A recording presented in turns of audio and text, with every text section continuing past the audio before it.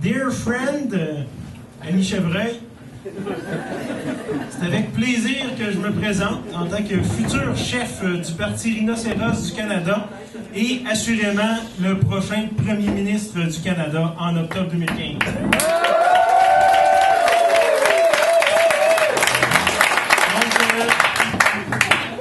Premièrement, sachez que le Parti Rhinocéros du Canada aime profondément le Canada. Et c'est là que j'avais mis les applaudissements.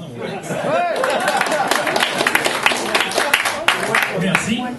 Et c'est pourquoi nous, au Parti Rhinocéros du Canada, nous voulons souligner l'apport des bâtisseurs du Canada, que sont, entre autres, les chasseurs-cueilleurs, les coureurs des bois et les draveurs. Donc, les draveurs étaient de braves hommes qui parcouraient les cours d'eau, sautant d'une bûche à l'autre pour les faire flotter jusqu'à l'embouchure des rivières.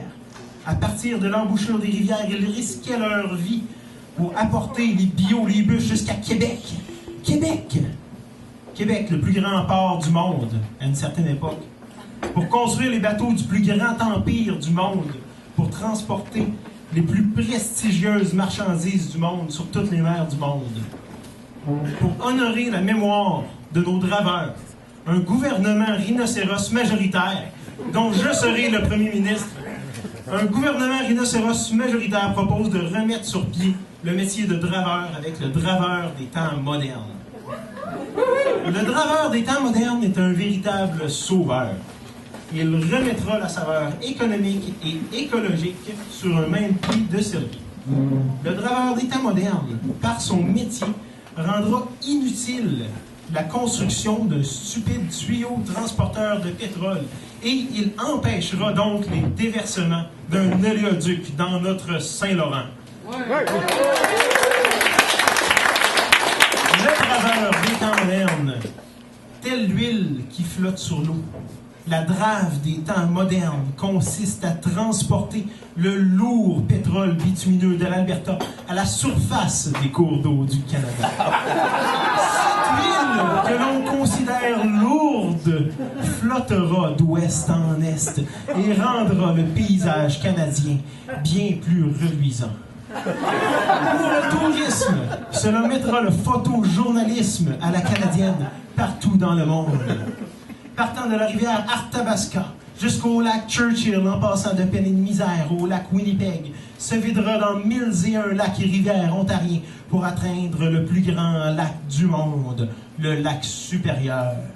Le lac Supérieur qui se remplira d'une couche d'huile flottant 5 lacs immenses qui déverseront leur fioul multicolore et magnifique dans le majestueux fleuve Saint-Laurent, de Kingston à Cornwall, frôlant Valleyfield, Verchères, Saint-Ignace de Loyola, le lac Saint-Pierre, Trois-Rivières, Bécancour, disant bonjour à la centrale hydroélectrique. Le pétrole coulera à Port-Neuf, l'île d'Orléans, Grosse-Île, l'île aux Côtes, aux Grues, l'île Brûlée, l'île aux Corneilles, aux Patins, l'île du Pèlerin, l'île Blanche et Cacouna. Cacouna. Rendu à Cacouna, on pompe tout le fioul qui flotte. On l'emballe dans des bateaux. Merci, bonsoir. L'île verte est épargnée par le phototourisme. Non. Cacouna, non. Pourquoi arrêter notre trajet là? Hey!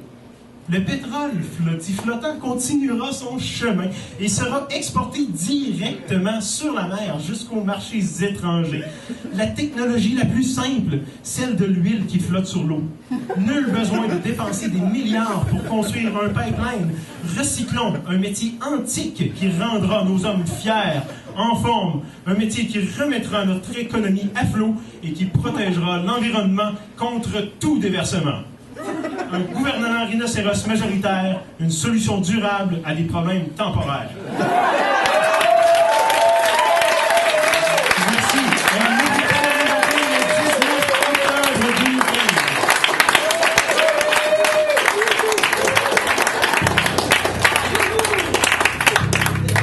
Sébastien Corriveau!